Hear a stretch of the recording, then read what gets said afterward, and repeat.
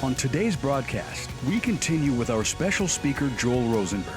God has used Joel in many ways over the years to reach people for Christ that very few have the opportunity to even meet.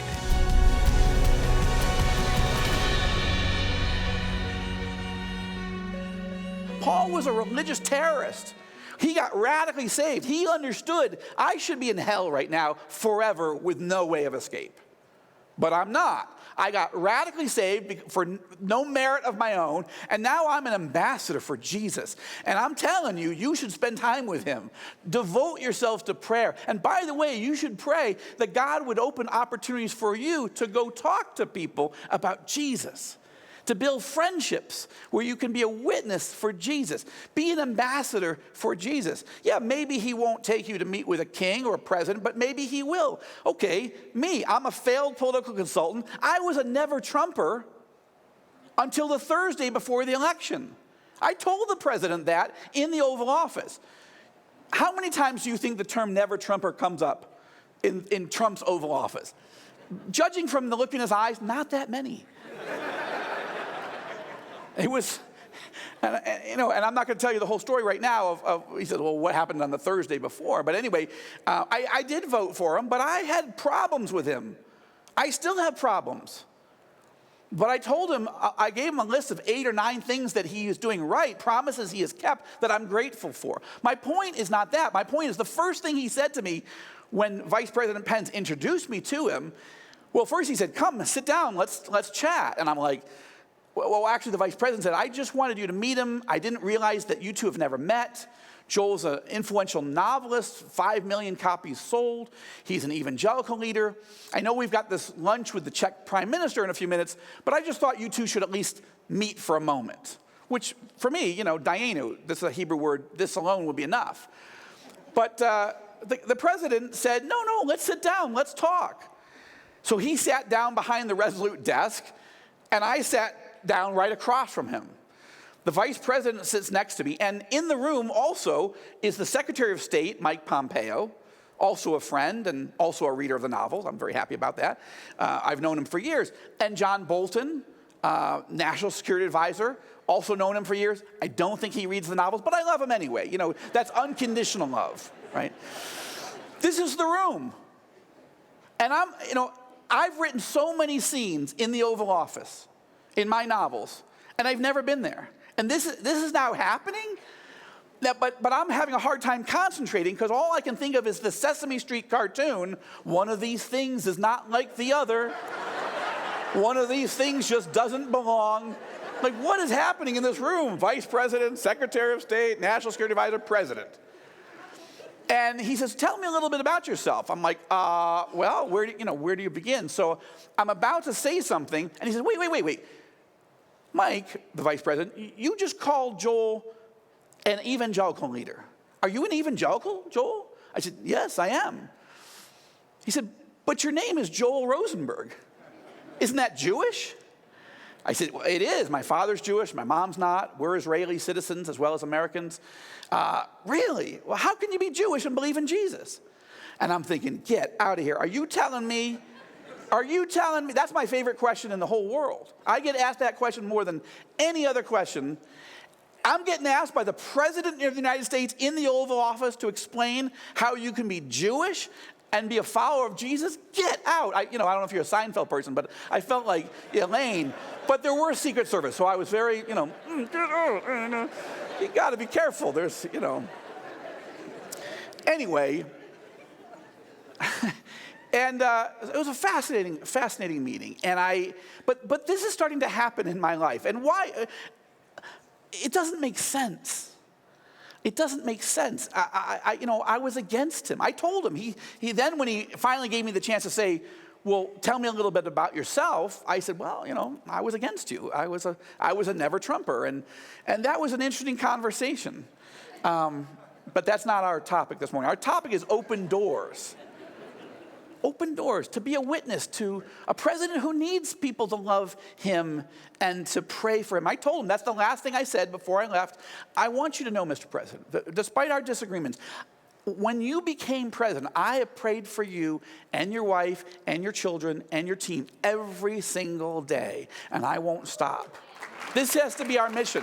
Whatever you think about this president, the last president, any president, we're commanded to pray for kings and leaders and all those in authority.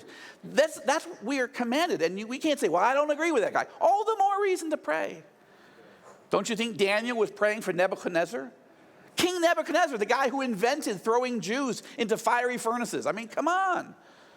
And Daniel served him because he was serving the Lord. Sometimes God opens crazy doors.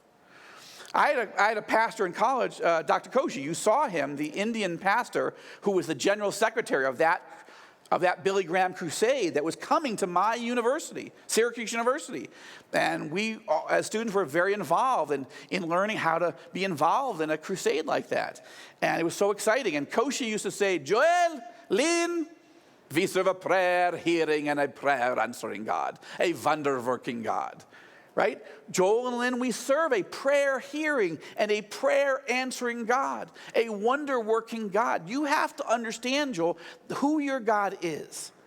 And you ought to be praying prayers that he will do things in people's lives, that he will open crazy doors.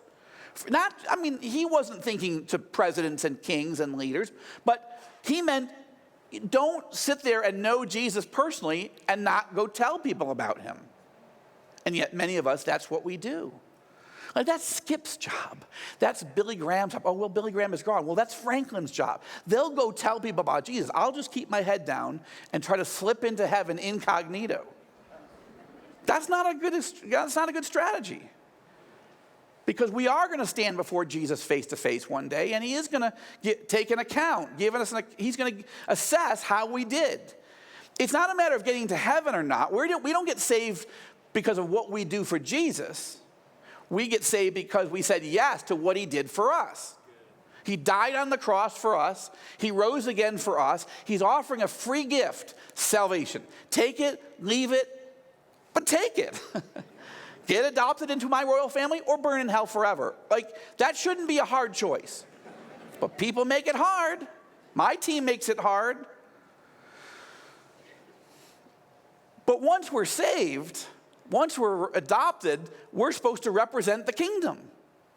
We're children, we're adopted into the royal family. We're supposed to be his ambassadors and represent well the kingdom in this world. And he's going to assess this. And we want to hear him say, well done, my good and faithful servant. You were faithful. There are so many things you could have done. There's so many distractions, so many opportunities in life. But you stayed faithful in a few things, knowing me and making me known. To anyone, everyone. Most of my life is not meeting with the President of the United States or the Vice President or other world leaders. Most of my life is raising 4 sons and being a witness to my neighbors and discipling young people and asking God to use the Joshua Fund and other ministries to take the gospel further and expand it out. And writing novels that share the gospel, right? That weave in the gospel message into the novel. So that not only am I sharing, but if you give a copy of the Persian Gamble or whatever to a friend, a neighbor, a colleague, that you're sharing the gospel with them. I want to reach people with these novels that are not at Calvary Albuquerque this morning, that are at Barnes & Noble, having a latte, not expecting to think about spiritual things. But that's my goal. And I use assassinations, explosions, terrorism, killings of all kinds, torture, the classic tools of evangelism to hook people into a story and then reel them in. This is fishing. Jesus says, come and follow me and I will make you fishers of men. Okay? God had to close and lock tightly so many doors so I wouldn't waste my time on all the areas that I'm not good at, that he does not have for me. He led me down a hallway where everything was locked until I went through this door, the novel writing door. And that door gave me a chance to fish, to mix my analogies. But and when you're fishing, I use the bait of intense terror and horrific worst case scenarios to hook people and start to draw them in. But once they realize the spiritual temperature is increasing, that there's a character in there sharing the gospel, people want to get off the hook. And now, that's the challenging part of fishing, not just the waiting to hook something, but now they want to get off. And I've got to reel them in. I need to keep you going. If I want to accomplish my gospel purpose in the novels, I need to thrill you. It's a political thriller. I've got to entertain you. I've got to keep you up all night. I've got to use short, intense chapters that are so, they're short and they're intense, and you're like, all right, it's 2 a.m, but maybe just one more. Maybe just one more. I write them like Pringles potato chips. You can't eat just one. And the test for me is, are you tweeting or emailing or Facebook messaging me at 6 o'clock in the morning with curses? Oh, come on, Rosenberg. I got to get up for work. I got to go to school. I have no sleep. I'm on empty, and you've ruined my whole night. Ugh. I love that. And the unbelievers I'm doing my job. And the unbelievers are very colorful when they do this. The believers are not so colorful, but I'm so mad at you, Rosenberg. Bless your heart. That's sort of the Jesus way of saying, I'm so mad at you. I know what you mean, though. Bless your heart. That's not fooling anybody. I know what you really want to say. We'll return to our message in just a moment. Let's listen in as Skip and Joel discuss their recent meeting with the Crown Prince of Saudi Arabia. Over the last 18 months to 2 years, I have been invited to lead 5 different delegations of evangelical Christian leaders from the United States to various Arab countries. Twice to Egypt, once to Jordan, once to the United Arab Emirates, and once to Saudi Arabia. And there are several other countries that are currently talking to us, and I think we're going to be going ahead later in 2019 or early 2020. The fact that they're all happening so quickly is interesting, but at the core, these countries are making big changes inside, and they're making a big change to say we want to be very pro-American. We don't want a casual relationship. We want to be very pro-American, and we want the Americans to know it. This kicked off with President Trump making his first trip as the new president, not only to Israel but to Saudi Arabia. And in Saudi Arabia, met with the leaders of 50 Arab and Muslim countries.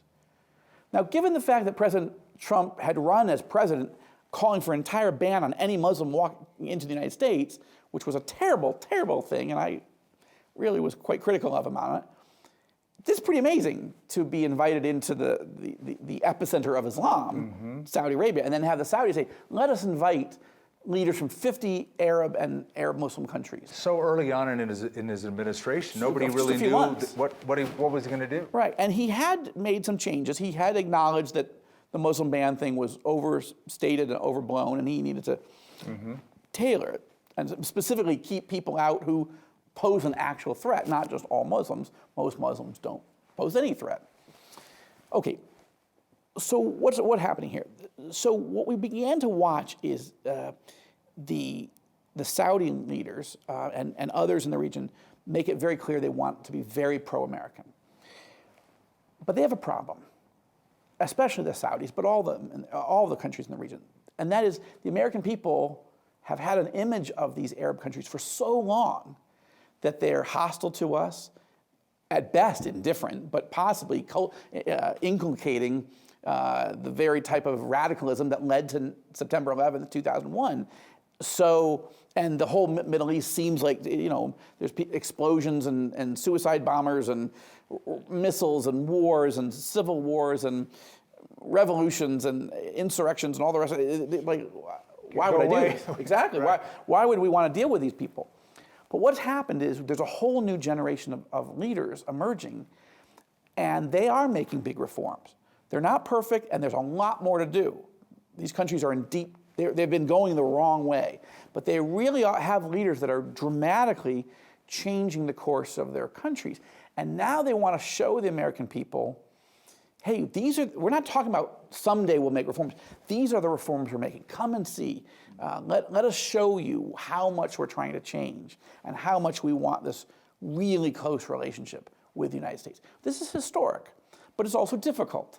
The leaders of the Arab world are finding it's difficult to change the perceptions of a continent of 320 million people who have a view, which is, 15 of the 19 hijackers on September 11th were Saudi citizens. That doesn't mean the Saudi government was responsible, but who's making all these distinctions, right? Perception is reality. Absolutely. For a lot of folks. So part of the strategy that they're beginning to attempt in the Arab world is maybe we should start reaching out to faith leaders. Maybe, these evangelicals we keep hearing on the news, they seem very influential. They are a quarter of the American population. They are very influential in the election of President Trump, and the vice president is an evangelical, and the secretary of state is an evangelical, and many of the senior leaders around the president. This term, evangelical, pop, pop, pop, pop, pop, we just keep hearing it all the time. Plus, they're a big part of the society. And evangelicals, while they love Israel, we don't hate Israel anymore, these Arab leaders are saying. In fact, we're warming towards Israel. So maybe, and these evangelicals seem friendly. They have this belief that they should love their neighbor. Maybe, if we spend time talking to them, maybe they would give us a fair shake. Maybe they'd at least come over and see what we're doing and consider the possibility that we're really trying to change. In the full interview, Skip and Joel Rosenberg discuss eye-opening developments in the Middle East, including the recent Christian delegation to Saudi Arabia and Egypt. When you give today to help expand the Bible teaching outreach of Skip Heitzig, we'll send you Skip's exclusive interview with Joel Rosenberg, plus Joel's full teaching from today's broadcast on your choice of CD or streaming link, as well as Skip's book, You Can Understand the Book of Revelation. Get your copies of these insightful resources when you give today to help connect more people to Jesus. A few years ago, I wrote a trilogy of novels about the Islamic State, ISIS, capturing chemical weapons in Syria and then launching a series of horrific terror attacks in the Arab world, in Israel, and the United States. Now, in that series, I made one of the characters King Abdullah of Jordan by name. It's him, it's his actual real family in the novel. And ISIS is trying to assassinate him, blow up his palace, and take over his kingdom. That's not really bright. Okay, if you're an American, Israeli, Jewish, evangelical, you live in Israel, the idea of writing a whole series of novels about people trying to kill your next door neighbor, that's not a genius idea. Okay, that's very risky because, anyway, it's risky. And somehow he ended up reading the second of the three novels. An advisor actually read it first, brought it to him and said, you have to read this. He says, why? He says, because you're in it. What do you mean I'm in it? It's a novel. I know, but you're a character. You're a named character. What? That's crazy. But he read it. He read about people trying to kill him and his family and blow up his palace and everything. And rather than banning me from the kingdom forever, which he could have done, he invited my wife and me to come and visit him for 5 days. The first meeting we had when we arrived, we had lunch with him. Him, the advisor that had given him the book, and Lynn and me. And we're in the palace, the one I'd blown up, and he starts, that's how he started. He said, I was wondering where it would be fun to meet you for the first time. And I thought, well, you did wipe out this palace, so I thought it'd be good to show you the palace and say, it's a really nice place, let's just hope and pray that it never, gets destroyed the way you describe. I said, it is, it's lovely, I love it, I'm gonna be praying that nothing bad happens to it. He said, well, thank you. He says, I noticed that you made me a named character, but I also noticed that my advisors, my staff, they have fictional names, but I can see who is whom. So I buy copies of your book, and I give them to my staff, and I say, this is you. You don't make it through the terrorist attack. No, read that. So he's got a sense of humor. We spent the next few days, he put us on his private helicopter, his version of Marine One, and sent us all around the country to meet with generals, to go to bases. What he was trying to do was show us how he, a Muslim king, a Muslim Sunni Arab king, is fighting against radical Islamists to make sure that my books never come true. He's a direct descendant of the Prophet Muhammad, the founder of Islam.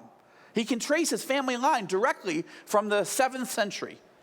His family, the Hashemites, ruled Mecca and Medina for 900 years. And now he's reading a series of novels by a Jewish evangelical. He's inviting me to come, and we had 3 meetings with him, including a 2.5-hour dinner the final night. We were there just alone with him and several of his personal friends in the palace. It's an extraordinary opportunity to build a friendship and talk about the novels, talk about our lives, talk about our views, even though we disagree theologically. The opportunity, and by the way, I brought him copies of the first novel. I said, Your Majesty, you read the second in the series, but there was one before it. I brought you some copies. Can I just show you the first sentence of the first page of the first novel in the series? The novel happened to be called The Third Target. He said, sure. And so I opened it up. It was written from the perspective of a New York Times foreign correspondent, and the book is written, all 3, in the first person, meaning he's written from the journalist's perspective. So the first sentence reads, I had never met a king before.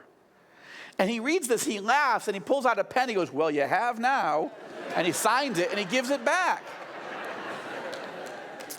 And I've met with, and so at the end of this, I said, listen, I admired you before I came, but I got to say, I've learned so much more about you, your character, and I've enjoyed our conversations on faith and on geopolitics and so forth. You sent us up to the refugee camp. We got to see how you're caring for all these Christian and Muslim refugees from Syria who are fleeing from ISIS. We've learned so much.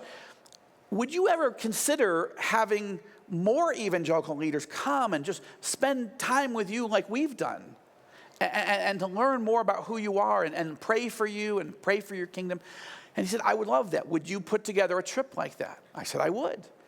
Now, a few months later, while we were working on that, I got invited to meet with the president of Egypt, the new president of Egypt, Abdel Fattah el-Sisi. This is a man who led the movement to rescue 100 million Egyptians from the terror and the tyranny of the Muslim Brotherhood that was burning the country to the ground. And I got invited in Washington to meet with him. Not just me, there was 60 Middle East experts.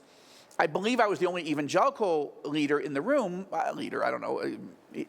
Evangelical failed political consultant turned novelist, whatever. I think I was the only one of those. It's a pretty limited pool of people to begin with. And at the end of the meeting, there were, most people were former secretary of this and assistant secretary of that and, ambassador of this. And they didn't rush the stage and, get a selfie with Sisi, right? They knew the protocol. You don't do that. I'm like, I have a chance to meet the president of Egypt. Unless the Secret Service tackles me, I'm going to go say hi. So I worked my way around. Nobody shot me, tackled me, arrested me. And suddenly I'm shaking hands and introducing myself to the president of Egypt. And we get talking. I thanked him for all he's been doing to rescue his country from radical Islamism. I thanked him for all he's doing to protect Christians. Now, this is a devout Muslim. But I said, you're doing so much to protect your Christians in Egypt. And it's not been easy, and there's more work to be done. But you're rebuilding every church that was burned down or damaged or destroyed during the revolution. I can see it. I'm grateful for that. Let me just say thank you. Well, you're welcome, he said. I see that you're reaching out to Jewish leaders and to Roman Catholic leaders, to Coptic Orthodox Egyptian Christian leaders. I don't ever remember an Egyptian leader building relationships with other faith groups. He said, well, this is the new Egypt. We're trying to change direction and go in a new way. I said, well, thank you. I said, I don't see that you've necessarily met with evangelicals. Maybe I've missed that. He goes, no, I don't think that we have.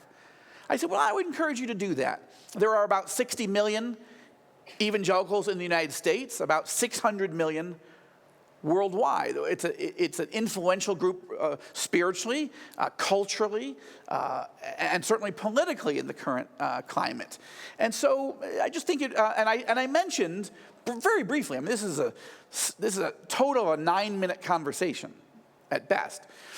I mentioned that I'd been building this relationship, this friendship with King Abdullah in Jordan, and we were going to lead a delegation there. I said, it's something that you might want to do at some point. He goes, absolutely. He just lit up. He said, would you bring a delegation to Cairo and do this with me? Now, he has no idea who I am. I mean, I'm in the room. Somehow I got cleared, but he has no idea who I am. We've been talking at this point for 7 of the 9 minutes, and there's hardly anybody behind me in line, so we keep going.